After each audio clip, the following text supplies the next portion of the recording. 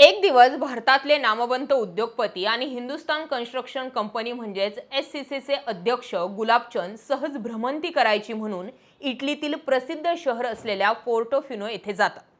डोंगर दऱ्यात अगदी गर्द झाडांच्या कुशीत वसलेलं हे टुमदार शहर गुलाबचंद यांना पहिल्याच भेटीत प्रेमात पाडतं। इटलीत असं शहर निर्माण होऊ शकतं तर निसर्ग संपदेने भरलेल्या भारतात असा प्रोजेक्ट का होऊ शकत नाही? म्हणून गुलाबचंद यांनी या प्रोजेक्टमध्ये लक्ष घातलं आणि या ठिकाणाहूनच कल्पना सुचते ती भारतातल्या पहिल्या कमर्शियल हिल स्टेशन म्हणजेच लवासाची। अजित गुलाबचंद यांनी लवासा प्रकल्पासाठी देशात इतर पर्यायांचा विचार न करता पुण्याचीच विशेषतः मुळशी आणि वेल्हे तालुक्यातील सह्याद्रीच्या पर्वतरांगांची निवड केली। लवासा हे भारतातलं पहिलं खासगी हिल सिटी म्हणून विकसित केली जाणार होती, जिथं आलिशान व्हिले, प्रशस्त अपार्टमेंट बांधले जाणार होते। या प्रकल्पाचं मुख्य लक्ष होतं ते मुंबई आणि पुण्यातील अतिश्रीमंत व्यावसायिक, उद्योगपती आणि आयटी क्षेत्रातील तरुण उच्चभ्रू।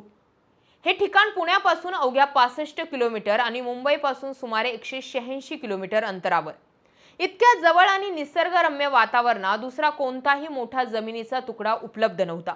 परंतु अवघ्या काही वर्षांमध्येच लवासाला जे ग्रहण लागलं ते अजूनही कायम आहे।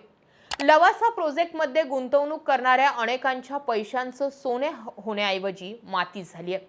अनेक तांत्रिक अडचणींच्या रिंगणात सापडलेला लवासा प्रकल्प एकेकाळी भारतातील माइलस्टोन म्हणून देशासमोर आला होता।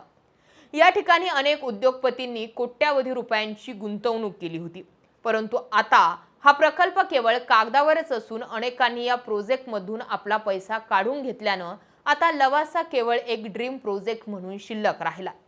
हा प्रोजेक्ट नेमका कसा अडचणीत आला, पवार कुटुंबियांचा याच्याशी काय संबंध आहे, याचा सविस्तर घेतलेला हा व्हिडिओ शेवटपर्यंत नक्की पहा। अनेक गोष्टींचे ट्विस्ट ऐकायला मिळतील। भारतातलं पहिलं खासगी हिल स्टेशन म्हणून ओळखला जाणारा लवासा प्रकल्प प्रामुख्याने केंद्रीय पर्यावरण मंत्रालयाने दिलेली स्थगिती, बेकायदेशीर जमीन संपादन, राजकीय वाद आणि त्यानंतर कंपनीवर ओढवलेली 6000 कोटी रुपयांपेक्षा जास्त कर्जाची दिवाळखोरी या तांत्रिक आणि कायदेशीर कारणांमुळे बंद पडला।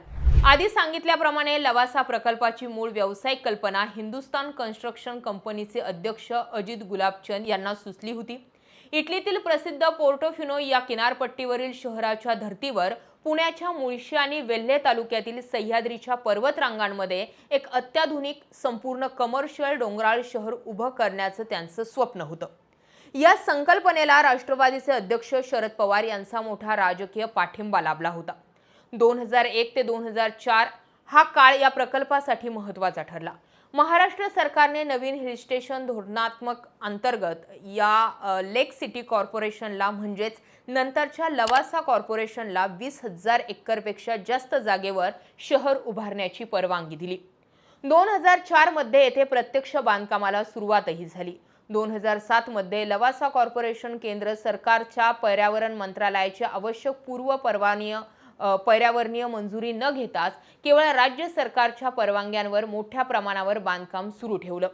परिणामी नोव्हेंबर 2010 मध्ये तत्कालीन केंद्रीय पर्यावरण मंत्री जयराम रमेश यांच्या मंत्रालयाने लवासाला स्टॉप वर्क नोटीस म्हणजेच काम थांबवण्याचे आदेश दिले। हा शरद पवारांना व अजित गुलाबचंद यांना मोठा धक्का होता। यामुळे प्रकल्पाचे काम वर्षभर पूर्णपणे ठप्प झालं आणि गुंतवणूकदारांचा या प्रोजेक्टवरून विश्वासही उडाला। 2011 मध्ये केंद्र सरकारने कठोर अटींवर, उदाहरणार्थ डोंगर न पोखरणे, सांडपाणी प्रक्रिया प्रकल्प उभारणे अशा अटींवर प्रकल्पाला अंशतः मंजुरी दिली। परंतु तोपर्यंत प्रकल्पाचा खर्च प्रचंड वाढला होता आणि ग्राहकांनी बुकिंग रद्द करण्यास सुरुवात केली होती।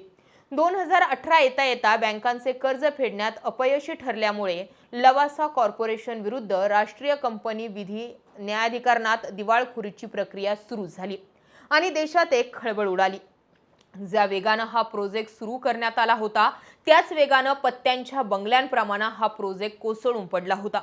त्यावेळी केवळ राज्य सरकारच्या परवानग्या घेऊन उभारण्यात आलेला हा प्रोजेक्ट केंद्राच्या हिट लिस्टवर आला। विशेष म्हणजे त्यावेळी राज्यात आणि केंद्रात एकाच पक्षाचं सरकार असतानाही केवळ जयराम रमेश यांच्या प्रामाणिक आणि कठोर पर्यावरणीय अटींनी हा प्रोजेक्ट पूर्ण होऊ शकला नाही। लवासा प्रकल्प गुंडाळण्याची प्रमुख कारणं तीही ऐका। पहिलं कारण म्हणजे युनेस्को वारसा स्थळाला धक्का।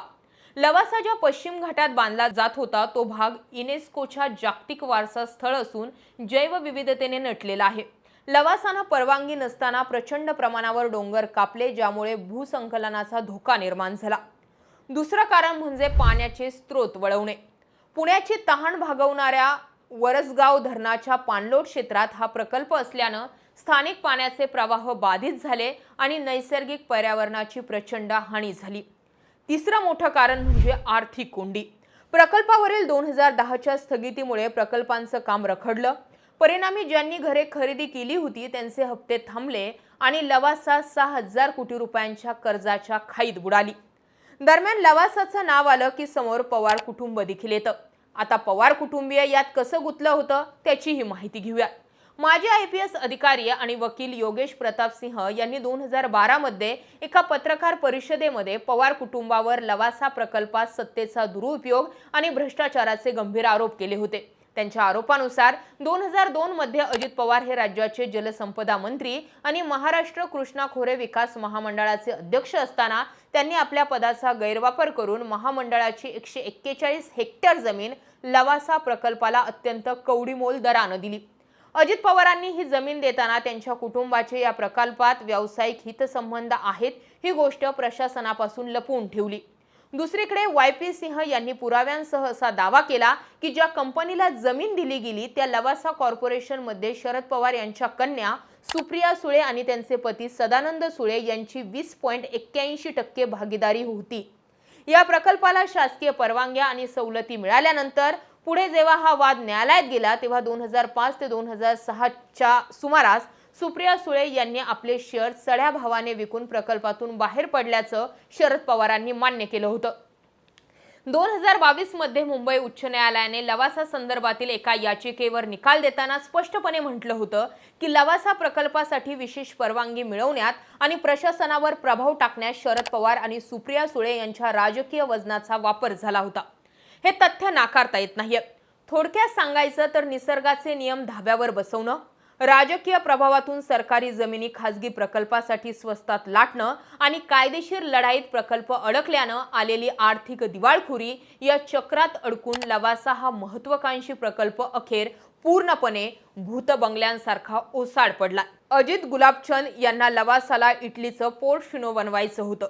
देशात इतरत्र कुठेही निसर्ग सौंदर्य मिळालं असतं, परंतु मुंबई पुण्यासारखी प्रचंड आर्थिक बाजारपेठ, आंतरराष्ट्रीय स्तरावरील कनेक्टिव्हिटी गुलाबचंद यांना भावली म्हणून त्यांनी पुण्याची निवड केली।